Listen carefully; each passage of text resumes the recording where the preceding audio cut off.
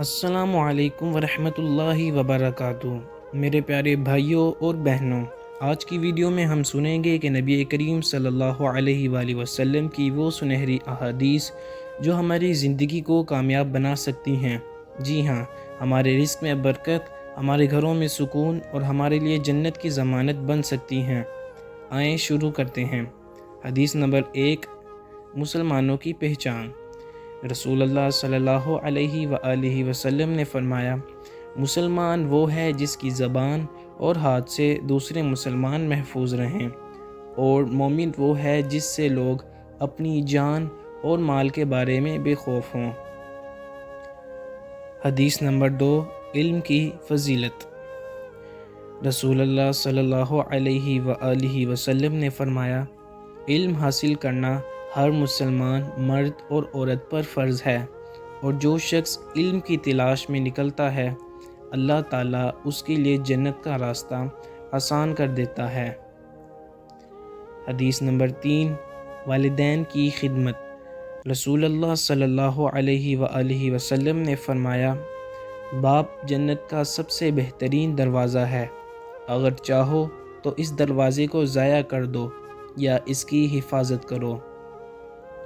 اور ایک اور جگہ ارشاد فرمایا، جو اپنے والدین کے ساتھ نیکی کرے اللہ اس کی عمر میں برکت عطا فرماتا ہے اور اس کے رزق میں اضافہ کرتا ہے۔ حدیث نمبر 4، عورتوں کے ساتھ حسن سلوک۔ رسول اللہ صلی اللہ علیہ وآلہ وسلم نے فرمایا، تم میں سب سے بہتر وہ ہے جو اپنی بیوی کے لیے بہتر ہو، اور میں اپنی بیویوں کے لیے سب سے بہتر ہوں۔ حدیث نمبر 5، بھائی چارے کے لیے۔ رسول اللہ صلی اللہ علیہ وآلہ وسلم نے ارشاد فرمایا، تم میں سے کوئی شخص جنت میں داخل نہ ہوگا جب تک ایمان نہ لائے، اور ایمان مکمل نہ ہوگا جب تک کہ تم ایک دوسرے سے محبت نہ کرو۔ صحیح مسلم۔ حدیث نمبر 6، توبہ کرنے والا۔ رسول اللہ صلی اللہ علیہ وآلہ وسلم نے ارشاد فرمایا، جو شخص گناہ کے بعد توبہ کرتا ہے وہ ایسے ہے جیسے اس نے کوئی گناہ کیا ہی نہیں، اور اللہ تعالیٰ کو اپنے بندے کی توبہ اس سے زیادہ محبوب ہے جیسے کوئی اپنی گمشدہ اونٹنی کو صحرا میں پالے۔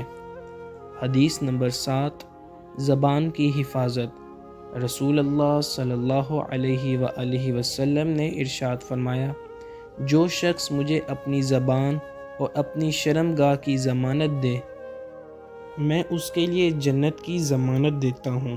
صحیح بخاری۔ حدیث نمبر 8، نیک اخلاق۔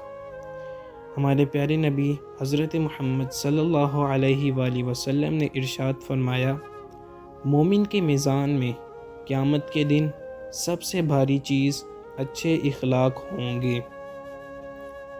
پیارے بھائیوں اور بہنوں، یہ احادیث ہمیں سکھاتی ہیں کہ اصل کامیابی مال یا دنیا نہیں بلکہ نیک اعمال، والدین کی خدمت، علم حاصل کرنا، اچھے اخلاق، زبان کی حفاظت اور سچائی ہے۔